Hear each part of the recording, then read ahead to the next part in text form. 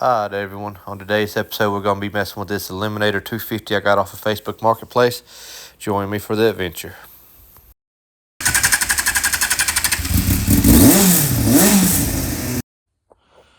Welcome back to the channel everyone. Today I'm finally going to get on the old Kawasaki 250.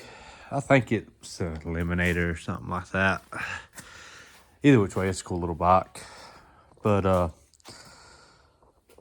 we're going, as I had in the short I've done posted, you see that needs the carbs cleaned. I done shot some ether in it and it fires off. So in this video, I'm a video me getting the seat off, tank off, and all that stuff. I done pulled some bolts to just to make it a little quicker and easier. I'm gonna get these seats off and the tank off and get these carbs pulled and clean them up.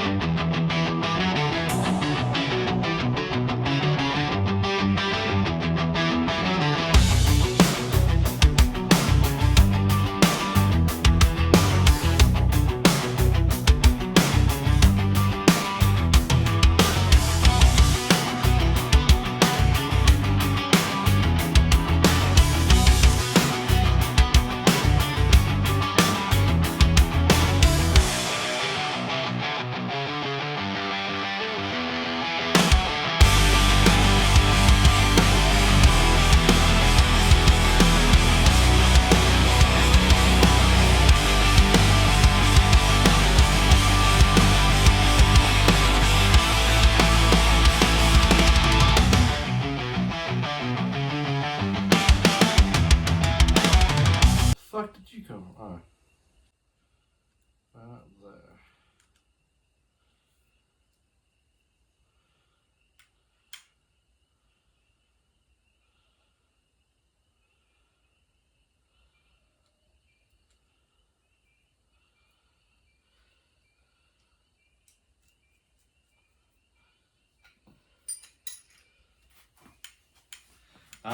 After a little bit of fighting and figuring out, we got this carb out.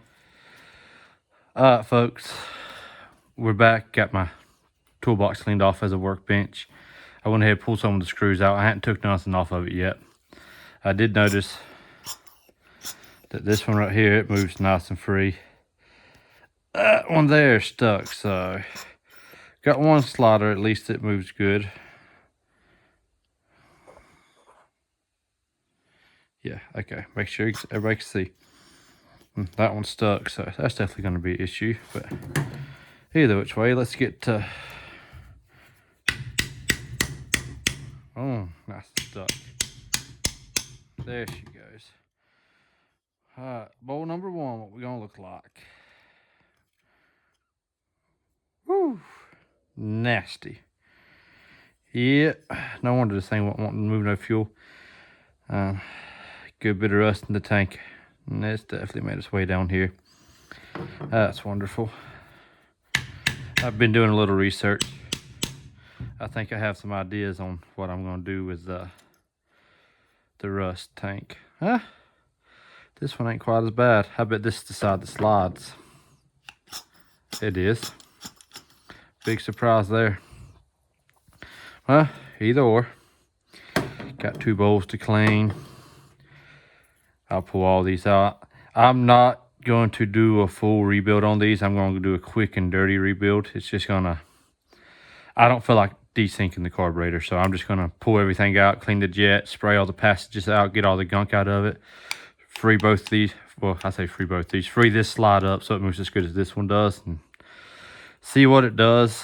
If I have to pull it back out and put it in some actual cleaner and the Sonic thing, the actual cleaner thing, I will. But I want to see if this will work first, because I really want to see this thing go. So I got the other side. I got the bowls tore up. Y'all saw me take them off. Got all the jets and floats out. I'll show you those in a second. But we ran into an issue on this side. The first issue was, I used my screwdriver. I was pulling all these loose. I got every one of them loose, but that one right there. She was wanting to be a booger and started rounding and everything. So I took a good thing you can usually do to get them off. Works for me most of the time. Hold a lot of pressure on it and turn it at the same time and just beat on it. Usually it'll jar it loose. Didn't work this time, so I grabbed my pliers, tried breaking it free. These are some pretty good pliers. I found them in a old junk vehicle. I like them, but they didn't want to work. So I got all the out the old Nipex twin grips. They got some pretty gnarly teeth in them, but they grabbed right on there and broke it right free. It really wasn't that bad. So if you ever have something, small screws like this that is stuck, them Nipex pliers are pretty good. But any which way, I'm able to get the rest of the way out, and I'm not going to pull this thing completely off because it goes down there. It hooks to this other carburetor in here. And like I said earlier, I don't want to desync these carburetors just yet. So I'm just going to leave them together. And I don't know if y'all noticed, I'm keeping everything together from side to side, because you want to keep all your jets and everything the same from one side to the other. They should be the same. Somebody in the past could have changed them. And this is the side that was stuck. Its jet was so clogged up and nasty. I don't know if y'all can see through it or see how bad it was, but it was so clogged up and nasty. There was so much junk around it. It was seized to the slider. As soon as I broke that free and pulled it out, the slider instantly freed up and came loose. Now my other issue, this carburetor's been into before. You can tell just the bolts had minor markings and stuff like that. Well, the first screw I was taking loose on this side, the very first one, I don't know if y'all can tell right there, the housing broke just a hair. The whole corner of it came off. Well, whoever put this in last somehow bent the friggin' screw. So when I was turning it, it took and just pushed this corner off. So not only am I going to have to find another screw, which that is what it is. Might be a little aggravating, but I can find a screw. But I should get a new one of these. I'm probably not going to. I have took JB Weld and put stuff like this back together on carburetors before, and they work perfectly fine. Should you do that? No, you should not. But when you're in a pinch and you just need to get by, it will work. I have done it, and I've had great success with it. I don't, like I said, I'm not going to tell nobody they should do that. But just a little backyard tip on something you can do if you have to get by with it. So I'm going to finish taking this on apart. We'll get this slider out. Luckily, this side looks really clean. Huh. Okay, never mind. That one stayed in there. So we're good. These sliders are in good shape. Makes me happy. Glad to see that. Now, I say they're clean. I mean, it's dirty in there, obviously, but it's nowhere near as nasty as this. I just got big old chunks in it and some nasty, nasty jets and bowls. And if this guy was telling the truth and he had this thing running last year, I honestly don't see how he had it running. Because as nasty as this is, it couldn't have run good. Not good enough to ride, at least. But hey, it is what it is. I don't mind cleaning carburetors. Alright, y'all. I get this thing cleaned up about as good as I'm gonna get it. This thing was rough. Them jets were hard to get clean through. It really needs to soak and be cleaned properly. But like I said, I just want to get this thing running good enough to see if it's worth actually putting more money into. Mainly, I didn't mention earlier, mainly see if the transmission's gonna do like it's supposed to, because I have no clue whether it actually runs like it's supposed to. But I got everything freed up.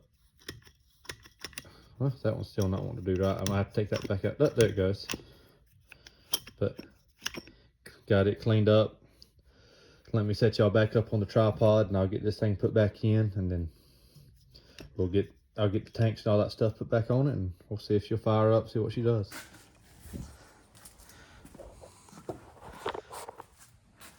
All right, everyone, it's now the next day. I got lazy last night after I went and got gas, and I just didn't feel like putting this carburetor back in or anything, but let's set this thing back up in here, and I'll get that carb in and get tank and all that stuff on, and we'll try to crank it. So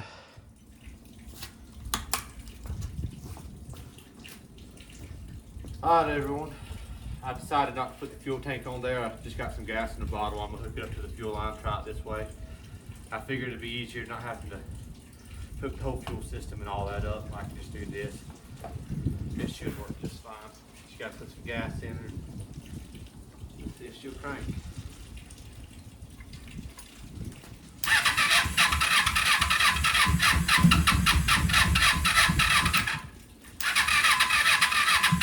Good try.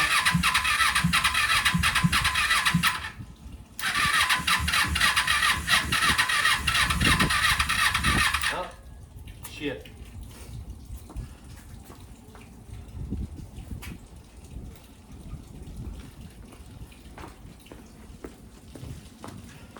Well, we appear the gaskets are leaking. Ain't nothing sealing on this thing. So it was trying to fire. So I know the engine runs a crunking on ether, but I'm gonna have to order a carb kit, and then I'll get back with y'all. I'm probably just gonna call this the end of this video because it's already getting kind of long. When I get the carb kit in, we'll rebuild these carburetors again and put new seals and gaskets. The seals are leaking is what it is, and I'll finish getting it running, and we'll do the test drive on the next video. Until then, thank y'all for watching.